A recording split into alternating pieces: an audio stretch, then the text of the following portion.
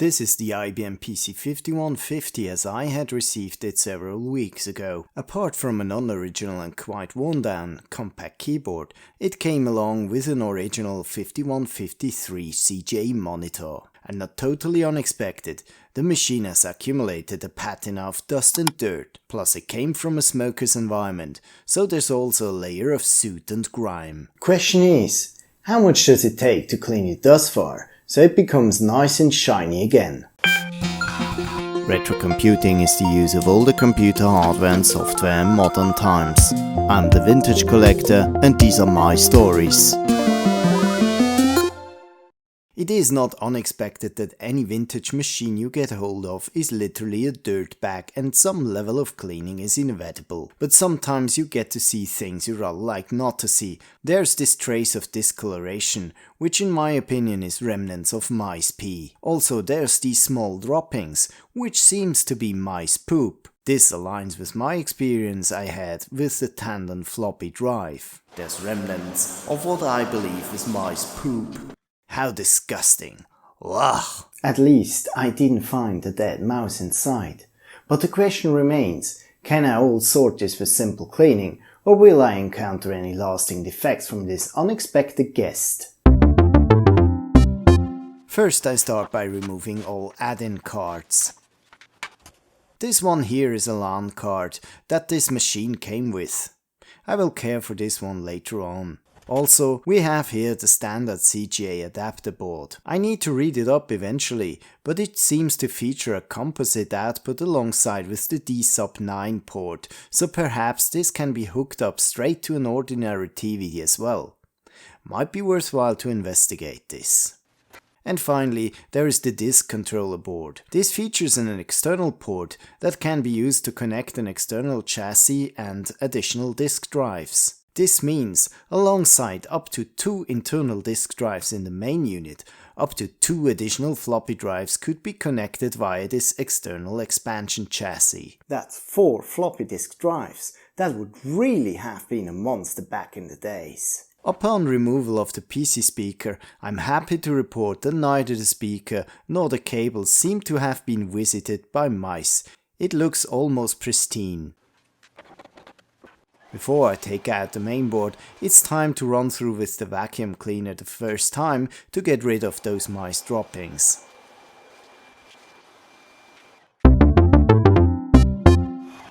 As far as the power supply is concerned, here we get a first indication on the actual age of this machine already. Early models of the IBM 5150 featured a power supply with a black finish and were rated at 63 watts. This one with the silver finish rated at 125 watts, so a later year's revision that could be used to equip the machine with hard drives. I would guess the power supply is from around 1983, because that's as early as you could order the 5150 as well with hard drives.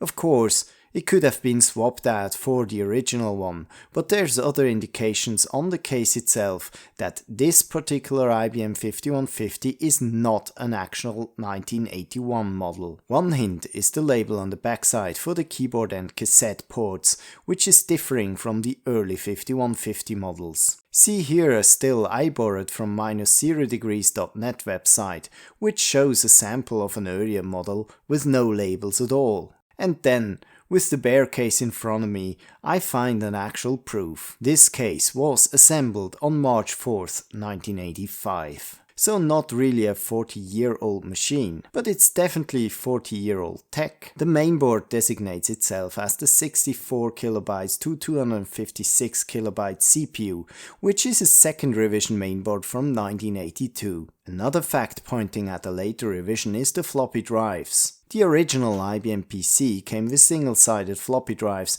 that supported up to 160KB disk capacity. Later revisions added dual-head drives, which bumped the capacity to 320KB and later 360KB. How do I know what I have at hand? In this still shot of my 2 Tandem floppy drives, one of them being the one that came with this machine, we see them featuring 2 jump wire connections on the front loading side. For single head drives, there would be just 1 jump wire connector attached. This aligns neatly with the known history of the original IBM PC. The 5150 was produced and sold between 1981 and 1986, so even long after the IBM PC XT 5160 and the IBM PC AT 5170 have become available. Still, I seem to have a 1985 produced 5150 in my hands, the somewhat improved revision if you want. And here the cleaning activities start. It will take a while, but eventually I can dissolve all the dust and debris from the base frame using some alcohol and soap-based detergent.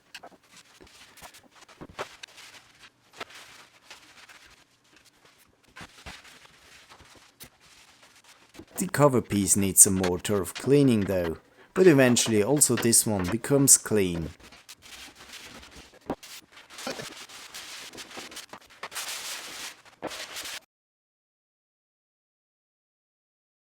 The mainboard will receive its first treatment by being submerged into alcohol. Don't worry, it will help to dissolve the sticky dust layers, but won't harm the electronic components. You can easily leave this overnight. Important is then to really rinse everything off afterwards. Beware though, use softened water or ideally electrolyte-free water where possible. For the power supply, I'll start with an external cleaning. But since there's a fan inside, it surely has accumulated some dirt inside as well. So I will eventually dismantle it and run through this as well. The monitor needs also some treatment. Not only is the case quite dirty, the CRT also emits some odor of cigarette smoke. I will partly disassemble it, so I can properly clean the backside cover. Phew! There's some layer of slick on the inside of the cover. But with cleaning and rinsing, this should definitely go away.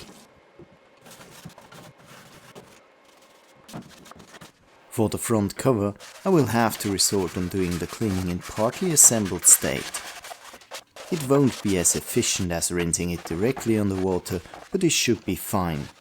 I will remove some of the dirt with the vacuum cleaner, but before reassembling, I shall treat the inside with the air compressor as well to blow the dust out.